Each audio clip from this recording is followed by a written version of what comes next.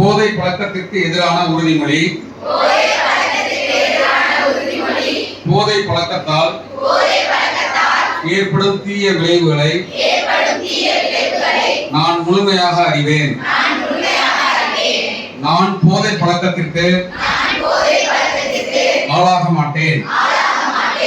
மேலும் எனது குடும்பத்தினரையும் நண்பர்களையும் போதை பழக்கத்திற்கு ஆளாகாமல் தடுத்து அவர்களுக்கு அறிவுரை வழங்குவேன்.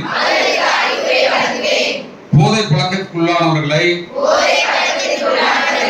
மீட்டெடுத்து அவர்களை நல்வழிப்படுத்த எனது பங்களிப்பை முழுமையாக தருவேன்.